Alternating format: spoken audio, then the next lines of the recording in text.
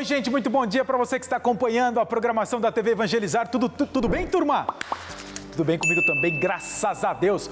8 horas e 18 minutos, estamos prontinhos para mais um Evangelizar Informa, o seu programa de informação, notícia e muita prestação de serviço direto aqui de Curitiba e do jeitinho que o telespectador da TV Evangelizar gosta. Falamos para o Brasil inteiro do nosso sinal via satélite. Mais de 1.300 cidades que recebem nosso sinal bonito, uma barbaridade em HD. E estamos no Facebook, onde a gente vai conversando com vocês ali para tornar esse programa cada vez melhor e cada vez mais com a sua cara. Falado? Aliás, hoje nós vamos até começar diferente o programa de hoje. Vamos fazer a nossa conexão direta aqui do Brasil lá com Roma, com o nosso correspondente na Itália. Afinal de contas, o Papa Francisco foi lá naquela região de conflito na Europa e vamos saber do Jusinei, o nosso correspondente, o que o Papa foi fazer por lá. Me diz aí, Jusinei, muito bom dia! Bom dia, Vilches, bom dia a todos. Olha, o Papa pessoalmente não esteve nas regiões de conflito, na verdade ele enviou representantes, são cardeais que estão representando a Santa Sé nessas zonas de conflito e que estão levando, especialmente as pessoas refugiadas, apoio nesse momento tão importante, né? O que o Papa fez nesse final de semana, Vilches, foi uma demonstração de carinho em relação a um grupo de crianças que com as suas famílias conseguiram deixar a Ucrânia a duras penas e buscaram refúgio em Roma. Ele fez uma visita ao hospital em que elas estão internadas e a gente esteve para conferir. Veja na reportagem. 19 crianças, 19 meninos e meninas que deixaram a Ucrânia em meio aos bombardeios e que, junto com as famílias, buscaram abrigo em território italiano. Todas estão internadas na enfermaria do Hospital Infantil Menino Jesus, em Roma, e neste final de semana receberam a visita do Papa Francisco. São pacientes com problemas de ordem oncológica, neurológica e com ferimentos graves causados por explosões. Desde o início dos combates, cerca de 50 crianças refugiadas já foram atendidas pelo hospital, que é mantido pela Santa Sé. Vítimas de uma guerra que desde a invasão já levou quase 3 milhões e 400 mil pessoas, entre elas 1,5 milhão de crianças, a deixarem as áreas de conflito. Neste domingo, elas foram lembradas durante o pronunciamento do Santo Padre. Francisco lamentou o avanço da agressão violenta contra a Ucrânia. Nas palavras do pontífice, um massacre sem sentido, onde todos os dias o caos e as atrocidades se repetem. Penso ai milioni di rifugiati ucraini che devono fuggire lasciando indietro tutto. Penso nos milhares de refugiados ucranianos que têm de fugir deixando tudo para trás. E sinto uma grande dor por quem nem tem a chance de escapar, disse o Santo Padre. Muitos avós, doentes e pobres, separados de suas famílias. Muitas crianças e pessoas frágeis permanecem para morrer sob as bombas, sem poder receber ajuda e sem encontrar segurança, mesmo nos abrigos antiaéreos. Isso tudo é desumano, ou melhor, profano, porque vai contra a sacralidade da vida humana. Perché va contra la sacralità della vita umana.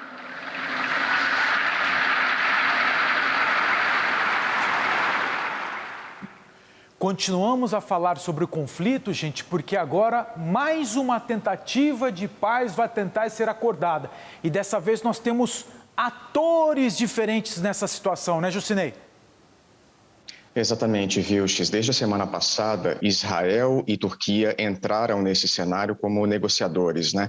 E esses encontros que estão acontecendo de forma online, através de videoconferências, segundo esses negociadores, estão já apresentando aí os primeiros efeitos. Inclusive, existe o que eles falam de uma crescente convergência entre Moscou e Kiev. A gente tem aí imagens do ministro das Relações Exteriores da Turquia, Mevlut Cavusoglu, ele que disse que Rússia e Ucrânia quase chegaram aí a um acordo em 4 pontos críticos para um possível acordo de paz, né? A gente está falando da neutralidade da Ucrânia, do abandono dessa tentativa da Ucrânia de aderir à OTAN, a desmilitarização da Ucrânia em troca de garantias coletivas de segurança e também um levantamento sobre as restrições quanto ao uso do russo em território ucraniano. É claro que essas propostas receberam aí uma contraproposta por parte da Ucrânia, que apresentou aí como condições o cessar-fogo e a retirada das tropas para as posições em que elas estavam originalmente antes do início da invasão no dia 24 de fevereiro. O presidente ucraniano Volodymyr Zelensky disse, inclusive, que considera indispensável que aconteça um encontro presencial entre ele e o presidente russo Vladimir Putin para que eles possam avançar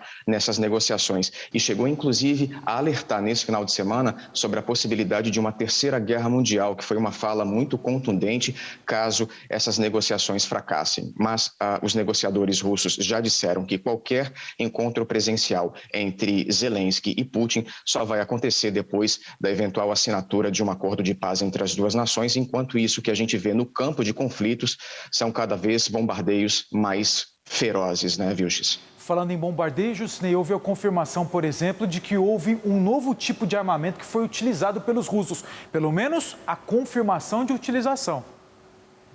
Exatamente, foi próximo à fronteira com a Romênia. Os russos disseram que utilizaram mísseis hipersônicos, eles se chamam Kinzhal. Eles foram utilizados para bombardear um depósito subterrâneo e nesse depósito estavam aí armazenados combustíveis e lubrificantes, que são elementos importantes para subsidiar o exército ucraniano, né? Além desse bombardeio, Vilches, a gente destaca um outro muito significativo que aconteceu nesse final de semana, que atingiu uma escola de artes na cidade de Mariupol. A gente vem falando sobre Mariupol insistentemente nas últimas semanas, porque a cidade é uma das mais devastadas, foi uma das primeiras a serem tomadas de assalto pelo exército russo na invasão do dia 24 de fevereiro, e é uma cidade muito estratégica, né, Vilches? A gente tem aí imagens dessa escola que foi praticamente toda destruída e era um local onde estavam 400 refugiados, a grande maioria mulheres, idosos e crianças. Inclusive o presidente ucraniano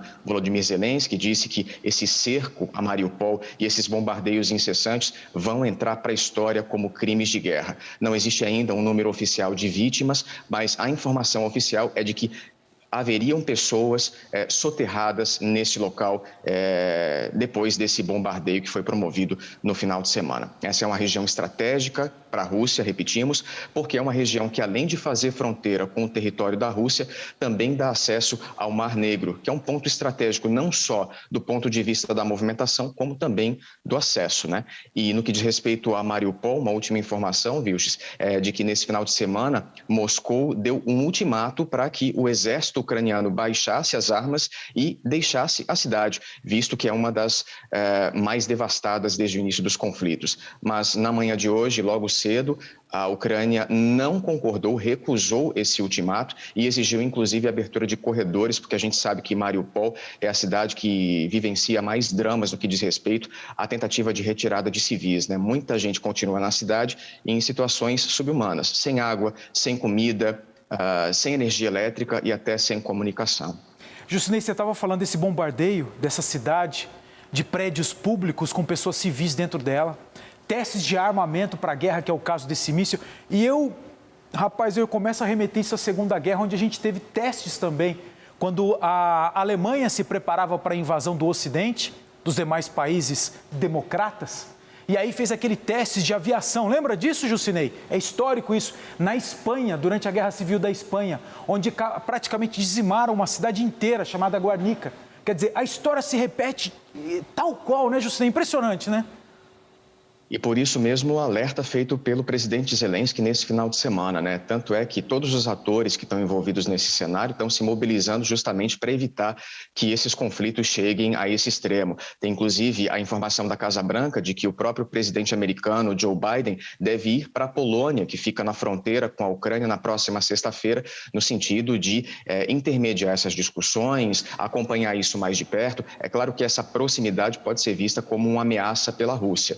Então, a presença do presidente americano não necessariamente vai diferenciar aquilo que a gente está vendo hoje para o melhor, né? Pode haver, inclusive, aí uma alteração de ânimos diante de tudo que foi dito nas últimas semanas. A gente mencionou aqui que Biden, inclusive, acusou Vladimir Putin de criminoso de guerra, usou palavras bastante contundentes nas suas acusações durante a semana passada, e isso, evidentemente, altera os ânimos entre todos os atores que fazem parte desse cenário, né? Esperamos sempre o melhor, Vilches.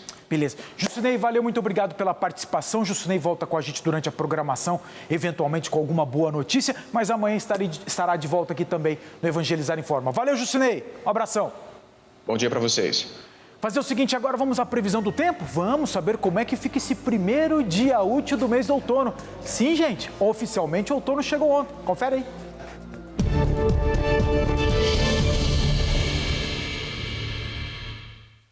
A semana ainda começa com muita instabilidade sobre grande parte do país e tem risco para temporais sobre áreas do leste do estado de São Paulo, no estado do Rio de Janeiro e também sobre o sul de Minas Gerais. Muitas nuvens se formam, pode chover em vários momentos sobre Natal, João Pessoa, Recife e também na capital Fortaleza. Mas no Maranhão o sol volta a predominar no decorrer do dia e tem condições para chuva forte a partir da tarde. O tempo ainda vai seguir firme sobre o oeste da Bahia, noroeste de Minas Gerais, sudoeste do estado de São Paulo e por todo o interior da região sul. Também não tem previsão para chuva na capital Porto Alegre, mas o amanhecer ainda vai ser frio. Tem condições para pancadas de chuva isoladas por todo o centro-oeste do Brasil, mas que podem vir com moderada a forte intensidade no decorrer do dia. No norte do país, o risco para temporais ainda vai persistir, principalmente sobre o Amazonas, Porto Velho e também na capital Rio Branco. A máxima não passa dos 24 graus em Porto Alegre, máxima de 26 graus no Rio de Janeiro, 29 graus em Salvador e calor de 34 graus em Cuiabá. Então vamos viajar, gente. Daqui de Curitiba nós vamos partir para o litoral sul do estado de Sergipe. Estância é o município que nós estamos mostrando. E olha que imagem curiosa. Cidade baixa, sem nenhum prédio, câmera localizada aqui a uma distância bacana do mar. E a gente consegue ver o solzão e o céu azul por lá com temperatura absurda, gente. 28 graus nesse horário. E eu falo absurda pelo seguinte, ontem aqui no Curitiba deu uma virada no tempo, agora, por exemplo, nós estamos com 18 graus. Estava até agorinha há pouco uma garoinha tão gostosa, mas tão boa. E eu não sei se eu tô sozinho nessa, mas eu sou daqueles que eu adoro essa época do ano. Afinal de contas, estamos no outono. Vai ter gente para falar, não, Ricardo, eu gosto do sol, eu gosto do calor. Eu sei. E tanto é que é verdade que na maioria do país o pessoal fala que o outono é aquele mês melancólico. Como assim melancólico? Acompanhe aí.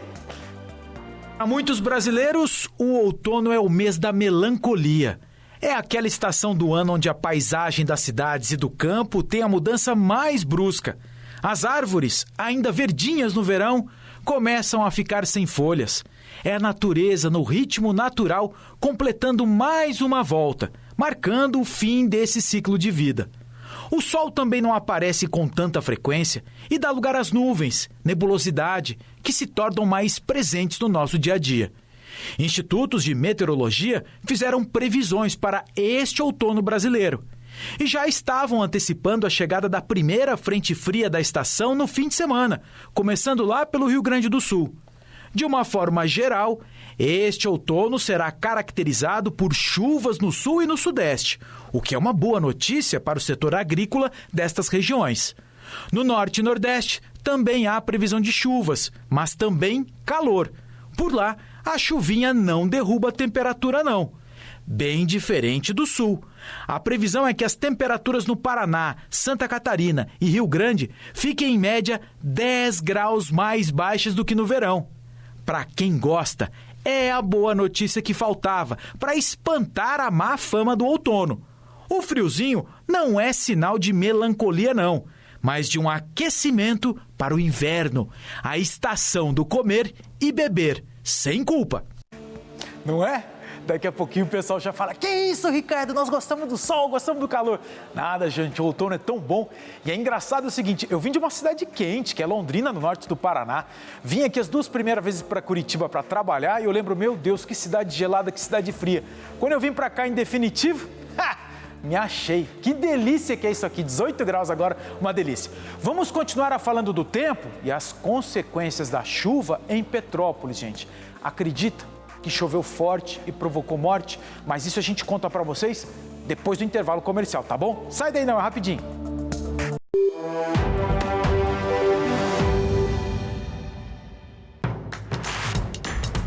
Não perca mais nenhum vídeo da TV Evangelizar. Inscreva-se agora.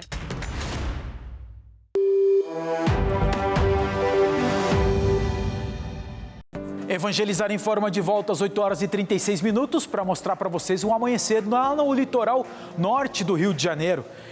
A cidade de Campos do Goytacazes com temperatura na marca dos 25 graus. E a gente não consegue ver praia. É litoral, tô falando certinho, mas não tem praia. Tô vendo um riozinho aqui, ó. parece ser, né? Serpenteando por trás dos prédios aqui. Bonita a imagem, temperatura alta e por lá pelo menos a gente já consegue ver nuvens escuras, mais aqui do lado direito da tela, né? Eu lembro isso, gente, pelo seguinte, ontem, domingão, choveu uma barbaridade na região serrana do estado do Rio de Janeiro, em Petrópolis, que tem um mês virou notícia no mundo inteiro por causa das vítimas fatais em consequências da chuva. E essa chuva de ontem trouxe consequências e, infelizmente, mortes também. A Cláudia está com a gente, tem essas informações. Bom dia, Cláudia. Bom dia, Vilches. Bom dia a todos que acompanham o Evangelizar Informa. Você falou do começo do outono, né, no primeiro bloco. Infelizmente, para o pessoal aí da região serrana do Rio, a nova estação não chegou bem, apenas 34 dias após a maior tragédia da história de Petrópolis, provocada pela chuva no último dia 15 de fevereiro e que deixou 233 mortos e pelo menos 4 pessoas desaparecidas, a cidade sofre novamente com a consequência de novo temporal e dessa vez foi ainda mais intenso em volume de água. Para se ter uma ideia, em uma das regiões da cidade conhecida como São Sebastião, foram registrados 371 milímetros. Em fevereiro foram 260 e já foi aquela tragédia. Segundo o último boletim da Defesa Civil divulgado na madrugada de hoje, já foram confirmadas 5 mortes e 4 pessoas continuam desaparecidas. 2 das vítimas fatais eram do Morro da Oficina, no Alto da Serra, o mais afetado na tempestade de fevereiro. Outras 2 mortes ocorreram na rua Washington Luiz, onde os bombeiros conseguiram resgatar uma pessoa com vida e outras 4 ainda estão sendo procuradas. A 5ª morte foi no bairro Valparaíso. Mais de 95 ocorrências foram atendidas pelo Corpo de Bombeiros entre deslizamentos e alagamentos. Muitas pessoas estão ilhadas e aguardam socorro. Várias imagens foram divulgadas por moradores, registradas, por moradores, onde você pode ver a força da correnteza. Olha só, o que você está vendo aí são cruzes, que foram colocadas na Praça da Águia, em homenagem às vítimas da primeira tragédia em fevereiro. Foram arrastadas boiando, uma imagem muito triste, muito emblemática, Vilches? Meu Deus. A gente viu também aí imagens da força da correnteza arrastando até o que parecia ser uma caçamba, que é um objeto muito pesado, e imagens de, essa caçamba, olha, o tamanho da correnteza, a força da água, Parece que chegou aí pelo menos a altura do muro das casas, Vilches? Olha o tamanho do volume de água. Mas é uma cidade que ainda estava se recuperando do que aconteceu até um mês atrás. Muitas pessoas ainda fora de casa. Se não me engano, a última contagem que nós noticiamos aqui eram cerca de 10 famílias que ainda não tinham lugar para ficar, estavam em lugares improvisados. Ah, mas Ricardo, 10 pessoas, 10 famílias não é nada. Gente, eu só lembro o seguinte, isso foi há menos de um mês. Menos de um mês e a gente está vivendo essa situação diferente. 34 dias. Vamos acompanhar, Cláudia? Sim, a situação é preocupante, Porque a previsão de mais chuva, Até agora, 149 pessoas foram levadas, pelos resgates aí da Defesa Civil para pontos de apoio. São 19 desses pontos que já foram abertos em diferentes localidades aí da cidade. É bom lembrar que novos alertas de tempestades podem ser emitidos a qualquer momento para qualquer emergência. Os números são 199, que é o da Defesa Civil, e 193 para o Corpo de Bombeiros. A gente vai continuar acompanhando e vai informar aos telespectadores aqui da TV Evangelizar a qualquer momento, se tivermos novas informações. Valeu, Cláudia. Obrigado pelas informações, obrigado pela participação. Deixa eu só fazer um registro de quem está nos acompanhando aqui pelo Facebook. A Regina, a Milane, a Priscila Marinho, deixa eu ver aqui, a Gilna de Nossa Senhora, na Bahia. Também aqui a Maria Celina, a Maria Helena, a Paula Tavares. O Augusto está dizendo que adora quando chega essa época do ano. Está falando de Minas Gerais e diz que lá é muito quente, que ninguém aguenta. Bom, Augustão, um abraço para você. Dona Lenita, a Maria Lúcia, também a Cidinha que está com a gente. A Cidinha, se eu não me engano, fala lá de Maringá, aqui no Paranazão. A Luana de Quitandinha, aqui também no Paraná. A Marileia também falando que prefere o friozinho, que ama o outono e o inverno. A pressão não sobe. Boa, Marileia, obrigado pela participação. Agora é o seguinte, gente, nós vamos repercutir um ato que aconteceu nesse fim de semana aqui em Curitiba. Mais uma daquelas manifestações pela paz lá na Europa. Acompanhe. Nas faixas e cartazes, o mesmo pedido. Parem com a guerra. Paz na Ucrânia. E foi para espalhar essa mensagem que centenas de pessoas se reuniram em Curitiba, na capital paranaense. É uma marcha pela paz para que pare a agressão russa à Ucrânia. Nós temos várias cidades em ruínas, bombardeios com pessoas na fila do pão sendo mortas, crianças sendo mortas, hospitais sendo atacados, mais de 3 milhões de refugiados. É um crime contra a humanidade. A Elizabeth fez questão de acompanhar o ato pela paz. Descendente de ucranianos, ela tem parentes em 2 cidades do país. Todos os dias, vive com medo das notícias. Eu tenho conversado com eles, né? Até há umas semanas atrás, 1 semana, 2, a minha parente de Lviv já tinha chegado em Cracóvia, na Polônia, em razão da situação complicada na cidade de Lviv. E ela está indo com o filho para o Canadá. Porém, os pais permaneceram em Lviv. E nem o clima instável de Curitiba atrapalhou a vontade de demonstrar o apoio à Ucrânia. Mesmo com chuva, os participantes se concentraram na Praça Santos Andrade, no centro da capital, e percorreram o calçadão da Rua 15 de Novembro.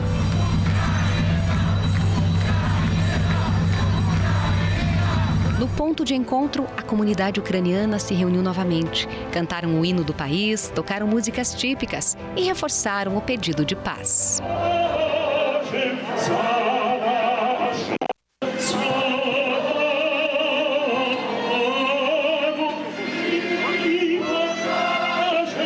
O Paraná concentra 80% da comunidade ucraniana do Brasil, uma das 3 maiores do mundo e a maior da América Latina. E nesse momento, a solidariedade tem se mostrado tão grande quanto. O ato também quer incentivar ainda mais as doações para ajudar os ucranianos. A mobilização aqui hoje é uma manifestação pública, né? É um ato público de solidariedade ao povo, mas ela também dá início a um chamamento para que a população venha e contribua e participe, porque a nação ucraniana está pedindo apoio material, principalmente remédios. As pessoas estão saindo das suas casas, estão deixando tudo que tem para trás, tudo que puder ser trazido como contribuição será bem-vindo e certamente virá em apoio também às pessoas. Nós queremos dar todo o nosso apoio e é por isso que eu fiz questão de vir aqui me representando o prefeito Rafael Greco e a prefeitura de Curitiba para dedicar o nosso apoio. Essa guerra é uma barbaridade, tem que acabar o quanto antes, mas enquanto isso nós vamos receber os refugiados que estiverem aqui e terão nosso apoio quem quiser ficar aqui com encaminhamento para emprego, para residências. A gente vai dar todo o apoio humanitário necessário para as pessoas que estão vindo, principalmente para as crianças, as mulheres e as pessoas idosas que estão vendo aqui. E até o sol apareceu, trazendo uma mensagem de esperança, que a luz da paz volte a brilhar na Ucrânia. Slava Ukraini! Heroям slava! Estamos com a Ucrânia! E os primeiros refugiados ucranianos que chegaram no Brasil foi nessa sexta-feira, vieram de São Paulo. De São Paulo vieram aqui para Curitiba e de Curitiba estava previsto para ser nesse fim de semana para Prudentópolis. São 29 pessoas, todos eles foragidos da guerra e também, inclusive, tem 3 homens adultos, porque vocês sabem, né? O governo não está permitindo a saída de homens da Ucrânia. Todos são obrigados a ficar lá para participar da guerra. Mas esses homens, era uma coisa que eu fiquei sabendo também pelas entrevistas que eles deram aqui no Brasil, eles foram autorizados a sair porque eles são pais de mais de 3 filhos. E nessa situação, sim, eles podem deixar o país. Fizeram essa opção por Prudentópolis, por lá todas as pessoas praticamente falarem o ucraniano, eles teriam mais facilidade para falar. E todos eles, gente, professores, ou professores secundaristas ou professores de universidades, e eles já vêm buscar essa adaptação aqui no Brasil. Vamos falar... deixa eu só dar um recadinho antes da próxima notícia, que é bem rapidinho, gente. Aqui deixa eu mandar um feliz aniversário pro seu Agenor, que a filha dele que tá lembrando aqui. Deixa eu ver, cadê? Seu Agenor, 86 anos. É a Renata, a filha que tá lembrando aqui. Saúde pro senhor, tudo de bom. Obrigado sempre pela companhia, tá bom? Muitos e muitos anos aqui na nossa companhia também. Vamos falar agora de um estudo, gente, da PUC, a Pontifícia Universidade Católica, aqui de Curitiba, do estado do Paraná, a respeito do valor da cesta básica no Brasil inteiro. Talvez você de casa já tenha se atentado. Tem coisas que aumentam mais do que outras, não é verdade? E esses detalhes da inflação estão sendo mais pesados naqueles itens que fazem parte da cesta básica. A Patrícia está com a gente, tem as informações. Bom dia, Patrícia! Olá, Vilches. Bom dia a todos. A alta dos preços dos produtos em mercado afetou mais as famílias pobres do Brasil. Um estudo da PUC aqui de Curitiba mostra isso com o aumento do valor da cesta básica em fevereiro. Ficou em 2%. Os alimentos que mais contribuíram para esse reajuste foram o feijão carioca, com aumento de 4%, e a batata com um reajuste ainda maior, chegando a incríveis 23%. O estudo mostra também que a inflação acumulada da cesta básica supera a inflação geral. Nos últimos 12 meses, a alta da cesta ficou em 12,67% contra 10,54% da inflação oficial do IPCA. São 13 os produtos verificados, como pão, leite, café, açúcar e carne. Itens que compõem a cesta básica das famílias mais pobres também. A alta acumulada de alguns desses itens assusta por ter ficado muito acima da inflação. O açúcar cristal, por exemplo, o aumento acumulado ficou em 36%. Mas o produto que ficou ainda mais caro nesse período é o café, alta de 61%. Vilches, o jeito será diminuir o açúcar e o café. Eu volto com você. Boa, Patrícia, valeu, obrigado pelas informações. Ô, gente, vamos falar agora dos benefícios sociais, aqueles programas, porque hoje, dia 21, tem toda uma agenda do Auxílio Brasil, do Vale Gás Nacional. Tem agenda do Vale Gás? Bom, te conto depois do intervalo. A Andressa vai vir com a gente, mas depois do intervalo. Rapidinho, sai daí não.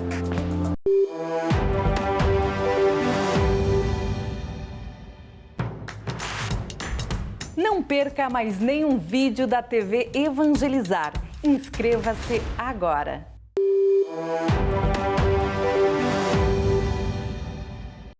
Evangelizar Informa de volta, faltando 9 minutinhos para as 9 horas da manhã. Ó que imagem bacana aqui também do amanhecer, lá no estado da Bahia, gente. Nossa, Ricardo, que cidade é essa? Gente, essa cidade de Itaberaba, com 27 graus e bela de uma imagem. Aqui no primeiro plano, não sei se vocês conseguem perceber, tem uma igreja e a bandeira do Brasil hasteada. Aqui não tá batendo vento, até agora há pouquinho tava, a gente conseguia ver o bandeirão do Brasil ali. Bonito, uma barbaridade, mas agora não tá ventando não. Mas tá um calor, hein? 28 graus. É outro país, né, gente? Nordeste é outro nível, né? Calorzão nessa hora da manhã, tá louco. Vamos falar dos benefícios sociais? Hoje tem a agenda do Auxílio Brasil e o Vale Gás Nacional, que não tem não. Como assim, Ricardo? A Andressa explica pra gente. Vem, Andressa, bom dia. Bom dia, Vilches. Bom dia para você que nos acompanha. Temos 2 lembretes importantes para aquelas famílias cadastradas em programas sociais. Hoje tem depósito nas contas cadastradas do Auxílio Brasil. O valor mínimo de R$ 400 é para quem tem o número de informação social terminado em 2. Na sexta-feira teve o depósito para aqueles com NIS terminado em 1. Amanhã, terça-feira, sai o pagamento com final 3. Na quarta-feira, final 4. E assim segue o cronograma até completar os pagamentos no dia 31 de março para aqueles com NIS final 0. Quem ainda está na fila de espera pela inclusão do nome no Auxílio Brasil, vale o lembrete. Todos os meses a lista é revista, mas é preciso fazer o cadastro no CadÚnico de forma presencial no CRAS do seu bairro ou da sua cidade. O CRAS é o Centro de Referência de Assistência Social que toda cidade pequena ou grande tem.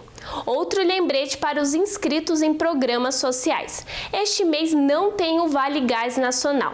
O programa distribui junto com o Auxílio Brasil o valor referente à metade do custo de um botijão de 13 quilos. Mas isso acontece apenas de 2 em 2 meses. O primeiro pagamento foi feito mês passado e agora a nova parcela será paga apenas em abril. Então fique atento.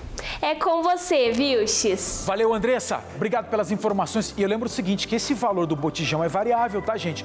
Quando esse programa foi criado, o botijão de 13 quilos estava na média no Brasil em R$100. Essa média, segundo a ANP, Agência Nacional do Petróleo, já subiu para R$114. Aí, conforme for feito o pagamento no mês que vem, o governo vai fazer essa média e vai pagar o devido pelo preço médio que está no país, tá bom? Mas a gente informa quando chegar a data prevista também. A gente vai fazer agora um giro de notícias e informações pelo Brasil, começando lá com Fortaleza. Olha essa imagem que aconteceu num posto de gasolina. Acompanhe no Informe na Cidade. Taca-lhe pau. Olha o perigo. Essa explosão aconteceu no momento em que o carro era abastecido com gás num posto de Fortaleza. Ninguém ficou ferido e os bombeiros constataram que o carro tinha feito a adaptação numa mecânica não especializada e com um produto sem a certificação do Inmetro. A Justiça permitiu a convocação da Força Nacional para combater as manifestações de policiais em Minas Gerais. Os protestos por salários fecham ruas e promovem a queima de fogos de artifício, que tem tirado o sossego do governo estadual. A decisão da Justiça também proíbe policiais armados de participarem das manifestações. A polícia de Minas Gerais prendeu uma mulher que se apresentava como vendedora de planos de saúde em Juiz de Fora. Ela dizia ser representante da Unimed da cidade, mas na verdade era uma golpista. 50 vítimas já fizeram queixa na polícia depois de pagarem pelo falso plano. Olha o que a culpa não faz. O cachorrinho ao lado da mulher sendo atendida foi a razão da motoqueira cair da moto. Ela vinha por uma avenida de Recife e desviou do cachorrinho. Ela caiu, se machucou e durante o atendimento, o culpado pelo acidente se denunciou e ficou ao lado da vítima mulher. Tá tudo bem com ela. E o cachorro foi recolhido pelo dono, um morador em situação de rua da cidade. Gente, quem tem bicho em casa fala que é muito mais gente do que muita gente que tem por aí. E a gente só está dando mais uma demonstração disso. Impressionante essa história. Olha, vamos falar agora de ovos. A dona de casa que gosta de fazer receitinha com ovo. E tem gente que prefere o tal do ovo caipira. Nós já mostramos aqui que tem uma associação de criadores no Paraná que está extremamente preocupada com o que está sendo vendido no mercado. Porque tem aqueles ovos com casca escura que no mercado diz que é ovo caipira. E esses criadores falam que não é bem assim. Não é qualquer ovo que pode ser considerado caipira. Tem que ter todo lá um critério. E essa associação que está tentando ser formada para não confundir o consumidor lá no mercado. O que nós vamos mostrar para vocês agora é esse cuidado. É esse zelo que vem lá no campo para mostrar para vocês o que é de fato o tal do ovo caipira. Vai lá, taca-lhe pau. Tempos atrás, quem imaginaria que as galinhas assim, soltas e ciscando pelo quintal do jeito mais tradicional possível, seria hoje o modo de criação com o custo mais elevado e também o mais saudável? Em novembro de 2021, Hermes Mitsul decidiu apostar nesse estilo colonial de criação de aves, o único no município de Borrasópolis, na região norte e central do Paraná. A gente vinha procurando por alguma cultura que trouxesse alimentação saudável, né, para o cliente. E a gente optou pelas galinhas, pelos ovos, porque não vai defensivo agrícola. A gente pode dar uma vida boa, melhor para as galinhas, né, nesse sistema. Neste módulo de criação, as aves levam um estilo de vida mais próximo do natural, o que faz com que elas fiquem menos estressadas e que, somados a todos os outros cuidados, garantem mais qualidade nutricional aos ovos. Ele é a qualidade superior, a coloração é diferente, né? Ele tem uma cor amarela puxando para o laranjado, né? E a qualidade nutricional é muito superior ao ovo convencional. Quem busca qualidade prefere esse tipo de produto, né? Mitsul iniciou a granja com 500 galinhas Isabral, uma das melhores raças poedeiras, que hoje produzem uma média de 400 ovos por dia. Em algumas semanas, quando chegarem ao máximo da produção, estarão botando cerca de 480 ovos diariamente. Mas mesmo tendo um bom resultado com a granja, o avicultor enfrenta dificuldades, entre elas o manejo e o espaço no mercado, já que ovos caipiras têm um preço mais elevado. A ideia inicial era ir direto ao consumidor final, mas pela falta de tempo a gente precisa recorrer aos mercados. Graças a Deus a gente conseguiu uma parceria legal com o mercado local e também aos distribuidores, né, que vão até os consumidores finais. Mas ele está otimista com a escolha da avicultura. Aprender é difícil, né? Mas eu tenho certeza que ainda vai dar certo. Enquanto a reportagem estava no ar, nós estávamos conversando aqui sobre a diferença do ovo de granja para o ovo caipira. E a gente que tem um paladar, mas não precisa nem ter o paladar apurado, só de ver você sabe qual é a diferença. Na casca, tem também o tamanho da gema, a cor ali da gema. Mas eu estava falando para eles que o cheiro eu já consigo diferenciar, que eu acho que o ovo caipira é mais forte. Como é o caso da carne também, né? A carne de galinha caipira é mais durinha. Tanto é que eu gosto da galinha caipira quando está naquele molho. que não é molho, né? É gordura, que é uma delícia. Você pega aquela gordurinha com pão caseiro, você faz assim, ó. Que é uma delícia. Com polenta, minhas armas do purgatório. E já estamos nós de novo, segunda-feira, falando de comida, né? É impressionante. Tem um tempinho para dar um bom dia para a turma? Para encerrar aqui o programa bem? Ai, meu Deus do céu. A Fátima Duarte está falando de Fortaleza, está dizendo que... ela está falando aqui o seguinte, que o preço do ovo aumentou muito.